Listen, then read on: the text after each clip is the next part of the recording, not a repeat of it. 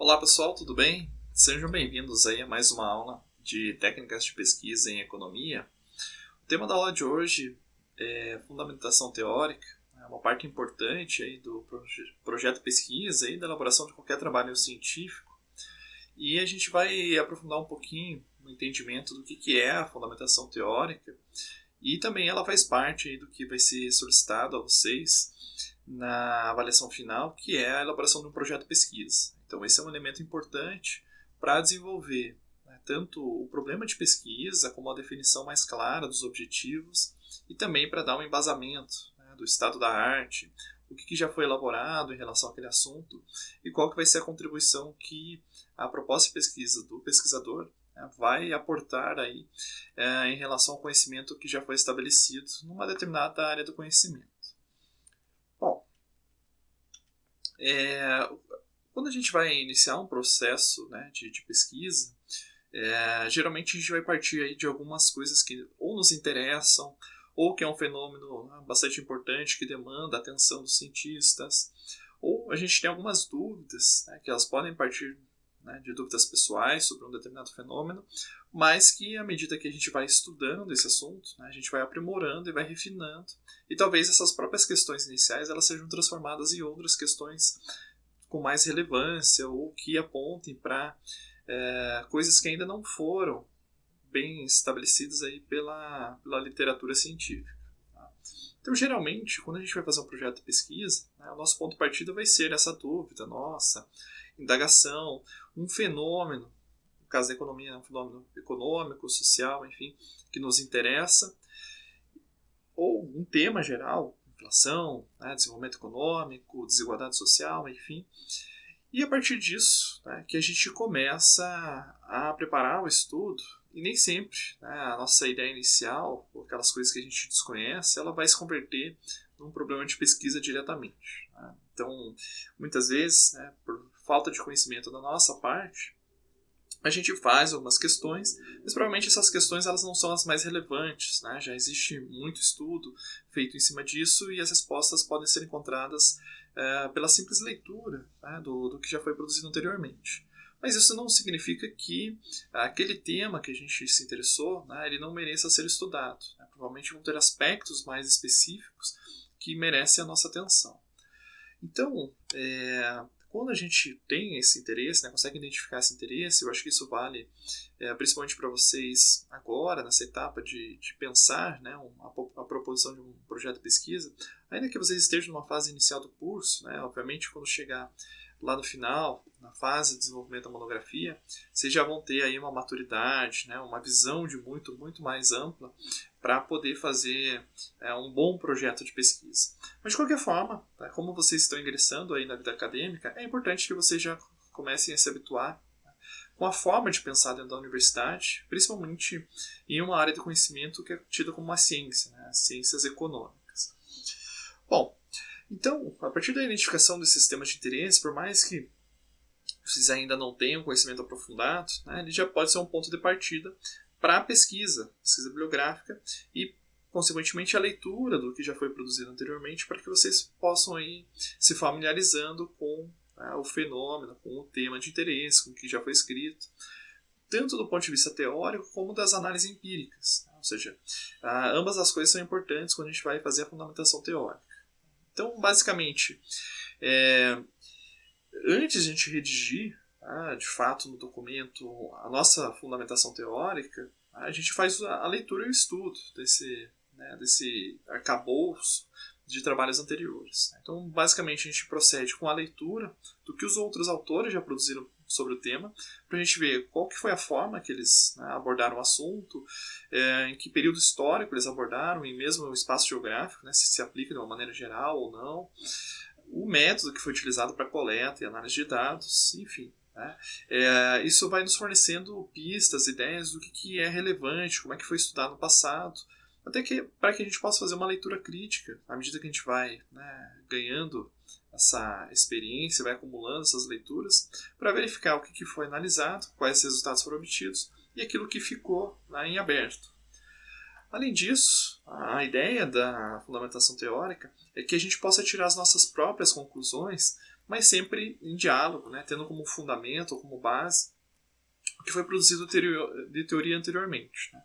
É claro, dada a qualidade, né, do nosso trabalho, a gente pode inclusive propor, né, refutações em relação ao corpo teórico anterior, né, mas tudo isso obviamente vai exigir um longo processo de estudo, de aprendizado, de pesquisa, até que a gente chega num grau de maturidade para poder questionar, né, uma teoria já estabelecida. Então, não necessariamente a gente precisa ter esse alvo, né, nas fases iniciais da formação aí de um pesquisador. A gente pode ter ambições mais modestas, tá? No sentido de avaliar, né, corroborar algumas hipóteses, testar algumas hipóteses complementares, que já vai ser uma grande contribuição em termos, né, de avanço no conhecimento. Bom, com relação ao papel da fundamentação teórica dentro de um trabalho científico, basicamente ela serve de base, né, para a gente colocar o problema de pesquisa, estabelecer os objetivos, justificar, né, por que a gente está estudando aquele determinado fenômeno, mas também, né, ele vai fazer a ponte entre o problema de pesquisa e o objetivo que a gente estabeleceu para o trabalho, tá, e como é que a gente vai analisar, principalmente do ponto de vista empírico, tá, um determinado fenômeno. Então, é a teoria que faz, né, o nexo causal entre variáveis, né, fenômenos, e que vai nos fornecer uma espécie de óculos ou de lupa, enfim, né, que permite a gente enxergar, na realidade que ela é complexa, aqueles elementos que são mais relevantes de serem observados e compreendidos. Então, basicamente, a fundamentação teórica ela serve de base também para a gente pensar na metodologia, como é que a gente vai levantar os dados, que dados vão ser analisados, de que forma, e assim por diante. Tá? Bom, ele também vai ser aí um capítulo, né, de uma monografia, por exemplo, tá? Um trabalho de pesquisa, um relatório de pesquisa, em que a gente vai embasar, né, os aspectos teóricos por meio da ideia de outros autores. Então, a gente basicamente faz uma espécie de uma resenha crítica, elencando o que já foi produzido, né, de trabalhos anteriores, quais são os aspectos teóricos relevantes, que estudos foram realizados, que conclusões os autores anteriores chegaram, para que a gente possa, né, formular, estabelecer qual que é o estado da arte naquele assunto e em que medida a gente vai trazer alguma contribuição a esse respeito.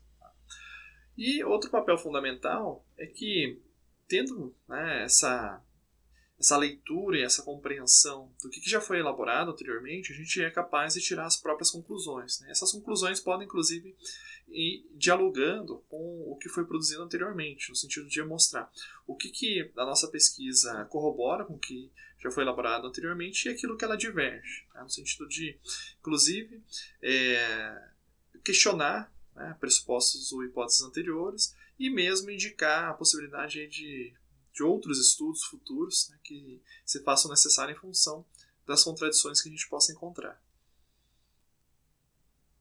Bom, além disso, essa etapa da fundamentação teórica, né, ela consiste aí numa busca e revisão, né, de trabalhos científicos anteriores por parte do pesquisador, e basicamente ele vai envolver aí alguns tipos de bibliografia. Né? Então, são os livros-texto, que são os livros, né, teóricos, né, organizados numa área de conhecimento. Então, vocês vão ter vários livros-texto durante o curso de economia. Então, sei lá, tem vários livros de texto de introdução à economia, por exemplo, do Mankiw, tem o Manual da USP, enfim, né, tem vários autores aí bastante conhecidos, e cada um tem aí um livro-texto organizado para apresentar as ideias básicas da ciência. Depois a gente vai ter livros-texto de microeconomia, macroeconomia, econometria, enfim. Tá? Então esses livros-texto eles têm esse caráter mais didático, justamente objetivando aí o ensino e a aprendizagem de uma determinada área do conhecimento.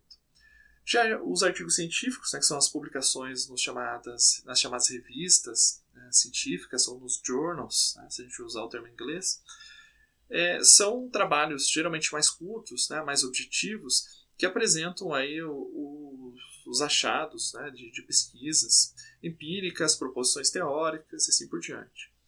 E a gente pode ter também, né, como fonte de consulta, teses, dissertações, monografias, inclusive, né, e outros materiais pertinentes. Por exemplo, a chamada literatura marrom, literatura cinzenta, enfim, que são, por exemplo, trabalhos como livros, documentos, textos de discussão, produzidos aí por órgãos de pesquisa, outros institutos, às vezes oficiais, como é o caso do IPEA, que eu mencionei na aula anterior, né, o Instituto de Pesquisa Econômica Aplicada, que está vinculado ao governo federal brasileiro, ou o Instituto, né, de Pesquisas e Desenvolvimento Econômico e Social do Estado do Paraná, né, o IPARDES. Enfim, então esses materiais também podem ser muito pertinentes se a gente estiver estudando temas em que esses autores, né, ou órgãos tenham produzido trabalho relevante. Bom, além disso, outro papel da fundamentação teórica é justamente viabilizar a interpretação dos resultados que a gente quer ver, principalmente da análise dos dados, interpretação dos dados ou interpretação de determinados fenômenos. Então, outros autores já se debruçaram sobre o tema, então a gente não precisa começar do zero. Também a fundamentação teórica que a gente apresenta, geralmente no segundo capítulo, né, ou na segunda sessão no trabalho científico, ele visa também promover a discussão de ideias entre os autores anteriores e, posteriormente, entre o nosso trabalho, né, o nosso resultado, com aqueles que já estudaram o mesmo fenômeno anteriormente. Né? Então, essa discussão ela pode ser uma discussão no sentido de mostrar que hipóteses foram corroboradas ou refutadas numa pesquisa quantitativa, ou mesmo no sentido de estabelecer um diálogo, né, em relação aos significados, aos processos específicos, né, processos sociais específicos, com outros autores de uma maneira mais racional. Então, basicamente, essa fundamentação teórica também ela mune, né, o pesquisador de uma série de entendimentos anteriores que facilita a interpretação dos resultados da sua própria pesquisa e também estabelecer um diálogo aí com o que foi encontrado em trabalhos anteriores. Além disso, e eu acho que esse é um dos pontos mais importantes, principalmente para vocês que estão no início de curso, é que essa leitura, né, essa busca e revisão de trabalhos científicos anteriores, ela vai ajudar a compreender de uma maneira mais elucidativa, né, deixar mais claro o fenômeno que a gente quer estudar. Né? Então, é o fenômeno da inflação, é o fenômeno do subdesenvolvimento ou do desenvolvimento desigual, da sustentabilidade, enfim. Né? Então, muito já se produziu sobre esse tema. E quando a gente vai estudar o que já foi produzido anteriormente, né, fica mais fácil a gente identificar quais são as áreas que demandam aí, novas pesquisas, né, e como é que a gente vai analisar, né, essas lacunas, vamos colocar assim, né, na área do conhecimento. Bom, eu acho que eu já mencionei em alguma aula anterior, né, que a gente tem algumas nomenclaturas, né, para fundamentação teórica. Basicamente, eu gosto dessa proposição do nome, fundamentação teórica, desse livro que eu vou recomendar para vocês, da Lousada e Nunes, mas nem sempre aparece com esse nome nos trabalhos. Tá? Então ele pode ter outros nomes, como revisão de literatura, referencial teórico, marco teórico, base teórica, teoria de base e a própria fundamentação teórica, como está colocado ali no final. Tá? Geralmente, esses nomes são tratados como sinônimos. Tá? Então não vai haver grandes problemas se vocês chamarem assim no projeto de pesquisa de vocês. Tá? Mas, sendo mais rigoroso, a revisão de literatura era uma etapa anterior à redação da fundamentação teórica ou do referencial teórico. Tá? Então, a revisão de literatura é o processo de busca e leitura dos trabalhos anteriores. Então, é o processo de revisão, o processo de leitura do que já foi escrito sobre um determinado tema, para a gente poder selecionar aquilo que é relevante, quais são os conceitos-chave que a gente vai usar e assim por diante, e depois a gente procede para a formulação do nosso referencial teórico ou da nossa fundamentação teórica. Então, em grande medida também essa fundamentação teórica ela tem um caráter específico de cada pesquisador, que é justamente a sua interpretação, né, e a sua seleção a partir da literatura anterior daquilo que é mais relevante para analisar o problema de pesquisa que ele decidiu estudar. Bom, sobre a importância da fundamentação teórica, uma coisa bastante interessante é que quando a gente faz a leitura e depois escreve a nossa fundamentação teórica, isso vai revelando tanto para nós, enquanto pesquisadores, quanto para os nossos leitores, né, qual que é o universo de contribuições científicas anteriores sobre determinado tema. Então, quem são os principais autores, quais eram suas ideias, né? Embora isso possa parecer um pouco repetitivo, no sentido que pode estar reproduzindo várias vezes, né, em diversos trabalhos científicos, aquilo que já foi escrito pelos autores originais, na verdade ele faz parte do processo de formação intelectual do pesquisador. Então é importante que ele conheça. E quando ele escreve isso, também ele vai expressando a sua compreensão sobre o que foi elaborado por autores anteriores e como é que aquilo que foi escrito anteriormente tem relação com a proposta de pesquisa que ele está colocando. Além disso, ele vai dar, essa fundamentação teórica bem escrita vai dar maior credibilidade à pesquisa. Principalmente porque vai revelar para os leitores que você fez a pesquisa bibliográfica, você estudou o tema, leu os principais autores, os mais relevantes, os mais recentes, e que a tua pesquisa ela tem base, ou seja, não surgiu da cabeça do pesquisador, não se trata de uma simples opinião pessoal, mas de uma proposição, de uma reflexão mais organizada, que se propõe a adoção aí de procedimentos da metodologia científica e principalmente tem conhecimento de causa em relação aos trabalhos teóricos anteriores.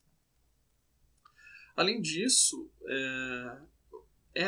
na fundamentação teórica que a gente vai trazer os argumentos racionais para o estudo. Tá? Então, por isso que é muito importante a gente sempre usar fontes fidedignas, então conhecer onde são publicados aí os trabalhos teóricos de maior qualidade, quem são os principais autores, para que a gente possa estar bem munido em termos de produção teórica para analisar um determinado objeto de pesquisa.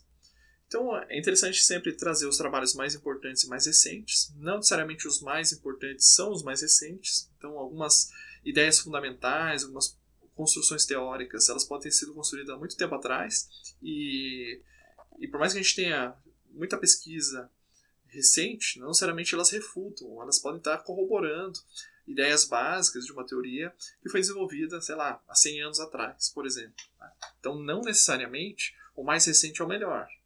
A ideia é que a gente consiga harmonizar os trabalhos seminais, ou aqueles trabalhos clássicos, que têm grandes contribuições teóricas e que nos ajudam a compreender um determinado problema de pesquisa, com os trabalhos mais recentes, no sentido de a gente verificar se houve refutação daquelas ideias originais ou se ela teve um processo aí de ajuste, de melhoria. Então, geralmente vai nesse sentido. Se a gente volta para aquelas ideias lá de como evolui a ciência, na perspectiva do Kuhn, do Popper ou do Lakatos. Então, por isso é importante a gente sempre trabalhar com trabalhos recentes, porque também ele vai nos mostrar, principalmente a gente está analisando casos concretos, por exemplo, a inflação no Brasil, interessa mais o período recente do que foi no passado, porque não necessariamente vai ter uma relação direta. Pode ser que haja erros de condução de política econômica similares, mas a história é totalmente distinta. As relações, a própria estrutura produtiva, as relações sociais na disputa pela manutenção da sua renda vão ser distintas. Então, não necessariamente a gente pode replicar os resultados que foram feitos lá de pesquisas empíricas dos anos 80 para os anos 2020. Então, por isso a importância de a gente sempre trabalhar também com artigos, livros, enfim, material recente para a gente poder justamente chegar no estado da arte, ou seja, saber em que ponto estamos na linha evolutiva, vamos dizer assim, do estudo sobre um determinado problema de pesquisa. E outra coisa importante é que quando a gente for redigir a fundamentação teórica, o referencial teórico, a gente não necessariamente vai falar tudo que um autor desenvolveu. Ele pode ter desenvolvido uma teoria bastante abrangente, ou ter várias produções que vão em determinados problemas de pesquisa, mas a gente sempre tem que tentar escrever puxando os aspectos que têm relação mais direta com o problema de pesquisa que a gente quer analisar. Então, para também não ficar divagando, reescrevendo a história do mundo, para tentar ser objetivo na redação e trazer, de fato, somente aquilo que é necessário para você conseguir fazer a análise e interpretação dos dados posteriormente. Bom, com relação ainda à redação da fundamentação teórica, a ideia é que vai ser um texto em que vai apresentar as ideias já discutidas pelos teóricos da área, sempre tendo em mente que tem que ter essa relação com o problema e o objetivo da pesquisa. E é muito importante, a gente vai ter uma aula específica sobre isso, né, como fazer citação, mas a gente deve sempre dar o crédito, né, devido aos autores. Ou seja, se a gente está escrevendo um texto, por mais que a gente use nossas palavras, tá, mas está baseado no que a gente leu, né, a gente deve citar esse autor, né, deve referenciar. Bom, é o livro do fulano de tal, do ano 2006. Tá? E aí a gente vai ter formas específicas, baseadas em normas, que eu vou deixar para aula específica para mostrar para vocês. Tá? Mas isso é importante. Sempre que você escreve um parágrafo, né, uma frase, enfim, que está baseado na ideia de uma outra pessoa que você leu, é importante fazer essa referência, né, dar o devido crédito. Porque senão isso pode ser caracterizado como plágio, né? Ou seja, você usa a palavra de outros como se fossem suas. Né? E isso pode inclusive ter consequências de ordem ética, né, até judiciais, enfim, se você publicar, né, alguma coisa e não dar o devido crédito para quem desenvolveu uma ideia anteriormente. Bom, além disso, a fundamentação teórica, né, ela pode ajudar a criar pressupostos que vão orientar as reflexões da pesquisa posteriormente. Esses pressupostos podem ser o desenvolvimento das hipóteses na pesquisa quantitativa ou, né, aquilo que vai sendo construído na relação teoria e pesquisa de campo na pesquisa qualitativa. Então pode ser uma hipótese que ela é formulada e depois reformulada à medida que progressa a pesquisa de campo, ou cujo resultado final vai ser a elaboração de uma hipótese para uma pesquisa quantitativa posteriormente. Mas, geralmente, isso não surge só do campo, né? Isso não só da pesquisa de campo, mas do diálogo da teoria com os resultados da pesquisa de campo. Bom, ainda sobre a fundamentação teórica, é legal a gente ter em mente que a gente vai estruturar essa redação pensando em algumas coisas específicas. Deixa eu ver se aqui ficou repetido um pouquinho. Bom, eu mudei apenas a primeira, tá? Frase aqui, o restante está igual, mas isso aqui é bastante interessante, tá? Essa primeira linha que aparece aqui, que é a identificação dos conceitos-chave para análise do projeto. Tá? Então, a gente vai buscar na teoria, né, quais são os conceitos-chave, as leis específicas que foram desenvolvidas, que vão ajudar a gente a relacionar, né, as variáveis que a gente vai analisar, se a gente vai para uma pesquisa mais quantitativa, ou aqueles conceitos-chave mesmo, como a gente viu na aula sobre pesquisa qualitativa, para a gente ter um norte, no sentido de que a gente precisa estabelecer, né, um conjunto de informações que a gente precisa levantar e também estabelecer um método de como que a gente vai analisar esses resultados para tirar conclusões posteriormente. E aí eu trouxe um exemplo de como fazer essa vinculação que eu coloquei no slide anterior, que é a vinculação da fundamentação teórica com o objetivo. Né? E geralmente o objetivo ele está vinculado, como a gente viu em aula anterior, com o problema de pesquisa. Então essa relação problema de pesquisa, objetivo de pesquisa e fundamentação teórica ela é fundamental. Então aqui eu trouxe um exemplo que ainda não é um exemplo extremamente concreto, né? Ou seja, ele ainda tem um grau de abstração na forma como está colocado, mas é só para fins didáticos, no sentido de mostrar para vocês o que a gente deve buscar na literatura quando a gente já estabeleceu um objetivo geral, um objetivo específico. E não necessariamente ele é um processo linear, ou seja, eu quero estudar um determinado assunto, já tenho meu problema de pesquisa, estabeleço meus objetivos e depois eu vou ler a literatura. Geralmente eu começo lendo a literatura, ali eu identifico um problema de pesquisa, estabeleço alguns objetivos e depois eu continuo, né, eu amplio a minha revisão de literatura para formular, para desenvolver melhor, para detalhar um pouco mais, né, quais são os aspectos teóricos que vão me ajudar a compreender aquele problema de pesquisa. Então, na prática, a gente tem esse processo de leitura, formulação inicial, né, de um problema de pesquisa e dos seus objetivos, mais a leitura, que pode nos levar, inclusive, a reformular o nosso problema, colocar ele de uma maneira mais específica, e depois a gente vai desenvolver, naturalmente, né, um capítulo, uma seção específica, para detalhar, né, esses conceitos-chave, a teoria que nos vai dar suporte para a análise dos dados posteriormente. Bom, mas vamos lá. Eu coloquei aqui um exemplo simples da área de economia que poderia ser o seguinte. Vamos supor que eu tenha lá um trabalho, uma proposta de pesquisa que tem um objetivo geral e alguns objetivos específicos. Tá? Não necessariamente é obrigatório ter os objetivos específicos, mas é muito comum que isso apareça. Então, como objetivo geral, a gente poderia supor o seguinte. Bom, o objetivo do trabalho de pesquisa é analisar os efeitos da variação cambial sobre o nível de preços internos de um determinado país. Tá? Então, isso pode ser relevante porque o país ele pode adquirir produtos do exterior e à medida que a sua moeda desvaloriza em relação à moeda estrangeira, vamos pensar no dólar, a tendência é que esses produtos se tornem mais caros e, consequentemente, haja um aumento dos preços dos bens finais aí para os consumidores. Como objetivos específicos, a gente poderia desdobrar essa análise mais geral em uma análise da variação cambial sobre os preços de bens de consumo final, ou seja, aqueles bens que são importados e vão diretamente para o consumidor, por exemplo, um telefone celular, alguma coisa assim, que a gente importa e já comercializa, não precisa passar por nenhum processo de transformação. Pode ter um determinado comportamento, provavelmente o repasse sobre os preços vai ser mais imediato. E, por outro lado, a gente poderia também analisar os efeitos da variação cambial sobre o preço das matérias-primas e sobre os bens de capital. Então, máquinas, equipamentos, coisas importadas que são necessárias para produzir. E o repasse desses aumentos de custos para os bens finais. Então, nem sempre o repasse vai ser imediato. Bom, uma máquina de equipamento ficou mais cara em função da variação cambial, mas não necessariamente eu vou adquirir isso. Eu posso postergar a substituição de uma máquina de equipamento, posso postergar um investimento para uma situação em que o câmbio seja mais favorável. Então, não necessariamente há o repasse. Então, são fenômenos que seguem por canais distintos que talvez justifique eu desdobrar meu objetivo geral em dois objetivos específicos para compreender melhor um determinado fenômeno. Bom, como é que isso vai se traduzir na minha busca, na revisão de literatura, pelos elementos ou pelos conceitos-chave?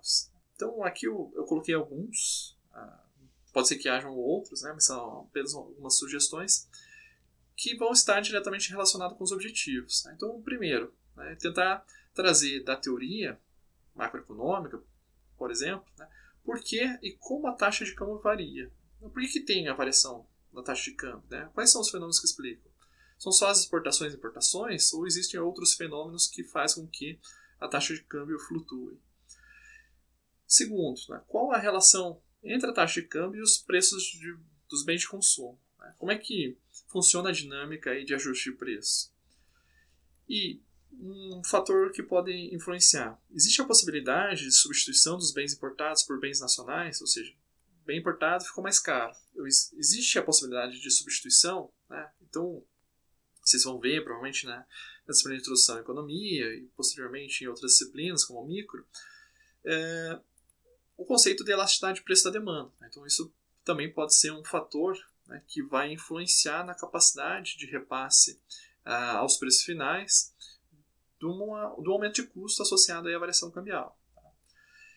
Também devo explorar, nas suas especificidades, a relação entre a taxa de câmbio e os preços de bens intermediários e bens de capital, que pode ser distinto, não necessariamente a mesma dinâmica, e também a capacidade de transferência, seja ela parcial ou total, e aí vão ter determinados fatores que vão influenciar, se eu estou no mercado mais competitivo, se estou no mercado mais monopolista, a minha capacidade de repassar esse aumento de custo aos preços dos produtos finais. Enfim, então basicamente a tua fundamentação teórica vai trazer as explicações, os conceitos-chave, o que foi desenvolvido até então, para analisar esses fenômenos, e isso vai te ajudar a olhar para uma realidade específica. Então, como eu mencionei, aquele objetivo está muito abstrato, analisar a relação taxa de câmbio e nível de preços num país, eu teria que especificar, para fazer um trabalho de pesquisa mais adequado, pensando, por exemplo, numa monografia.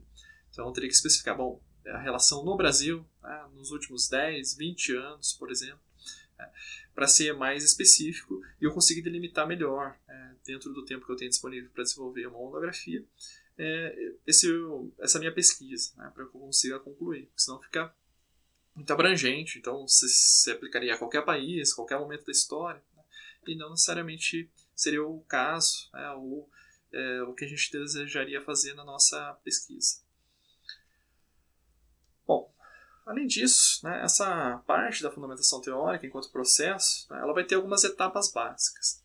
A primeira delas é que, a partir da revisão de literatura, a gente vai conseguir identificar e definir qual que vai ser a teoria de base. Eu posso ter teorias concorrentes, como a gente viu lá atrás, e, a depender da capacidade explicativa de cada uma delas, ou com qual delas é a mais adequada para o meu problema de pesquisa, né, eu vou ter que selecionar uma delas. Então, a primeira etapa seria essa definição da teoria de base. Depois a gente procederia ali à revisão bibliográfica, ou seja, a leitura dos textos complementares, os mais importantes e recentes, para que a gente consiga definir os termos, né, então, os conceitos-chave, né, as leis, teorias mais relevantes, explicar esses conceitos teóricos, então deixar bastante claro, tanto para o pesquisador quanto para os leitores do trabalho. E, por fim, a partir disso, né, e especificando os conceitos operacionais e os indicadores. Então, se a gente está numa pesquisa quantitativa, já ir apontando para quais são as variáveis, né, que devem ser analisadas e qual a relação entre elas, como elas são mensuradas e coisas do gênero. Tá? Se eu estou numa pesquisa qualitativa, aqueles conceitos, né, que vão ter um significado específico, qual é o significado deles, e também já apontando, né, como é que essas informações, por mais que elas sejam qualitativas, não mensuráveis, mas como é que elas vão ser observadas na pesquisa empírica. Bom, outros aspectos a considerar. Né? Quando a gente vai fazer essa leitura, né, a revisão de literatura, a gente deve sempre fazer uma leitura crítica das obras consultadas em relação, né, à qualidade do trabalho, ao método empregado, se aquela teoria que está sendo utilizada no determinado trabalho está de acordo com aquilo que a gente definiu anteriormente. Né? Mostrar as contradições ou as falhas de um determinado autor, né? Então não se basear fielmente, né? Todos nós somos falíveis em termos de capacidade de compreensão da realidade, então não necessariamente porque um autor falou alguma coisa que aquilo é uma verdade universal. Né? Então é importante o diálogo de ideias entre os diferentes autores. Observação das normas técnicas, então a gente vai ver isso mais adiante, tem as normas da UFPR, né, baseadas na ABNT, de como se deve redigir e apresentar um relatório de pesquisa, uma monografia, uma dissertação, enfim. É importante considerar uma redação adequada, então, principalmente uma linguagem utilizando a norma culta, do português ou do idioma que for, tá? E também uma linguagem pessoal, né? No sentido de que aqui importa menos, né, os nossos valores, as nossas opiniões pessoais, e mais, né, um diálogo racional, né, baseado, né, num discurso lógico, organizado, coerente, né, que traga evidências anteriores que suportem as afirmações que a gente vai fazer.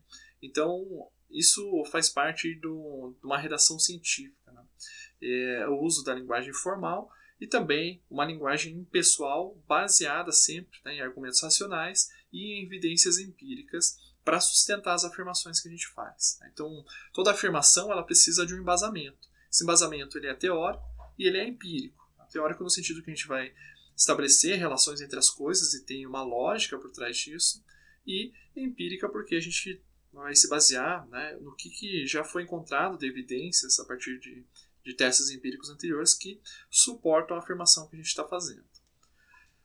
E por fim, isso aqui é fundamental, um erro bastante comum, principalmente em trabalhos finais de graduação, é a utilização de um número suficiente de autores. Né? Ou seja, às vezes você tem um autor que ele organizou bem, né, aquilo que você quer, a teoria está bem organizada, as variáveis estão bem definidas, e você se baseia somente nesse autor. Então isso é insuficiente, porque não mostra um estudo aprofundado e as possíveis contradições, porque você está dependendo de um único autor. Né? Então dá a visão que esse autor tem sobre um determinado fenômeno.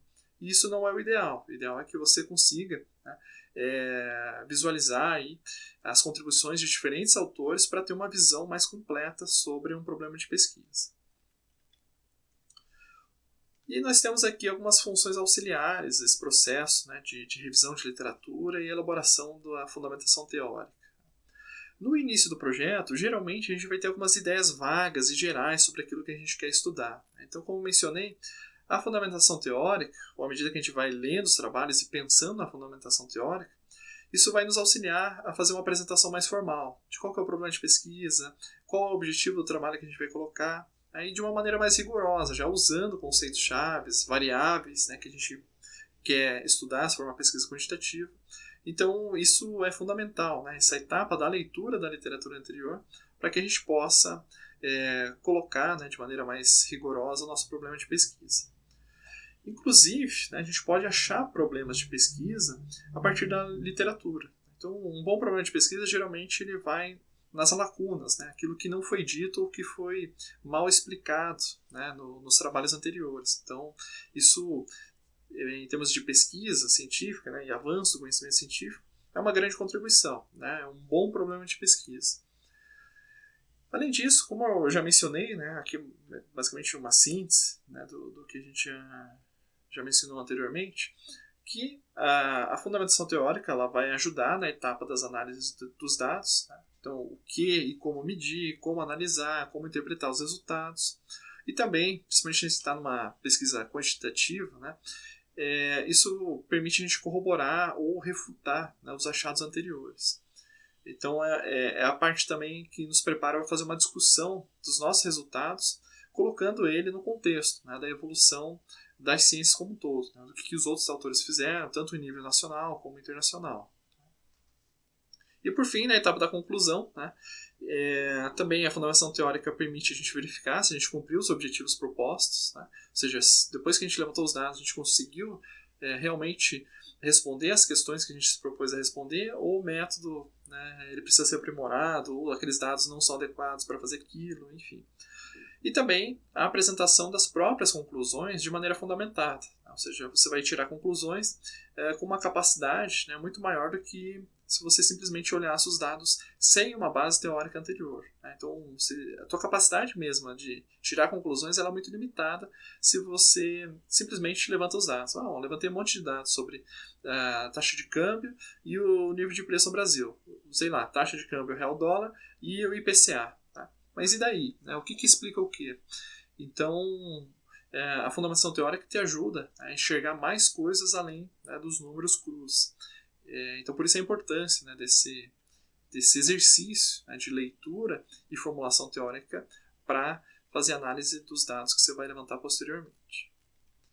Bom, eu deixo aqui a referência, né, o texto Metodologia Científica, capítulo 6, na verdade esse livro ele não está numerado, mas é o 6º capítulo, na ordem que aparece, da Losada e Nunes.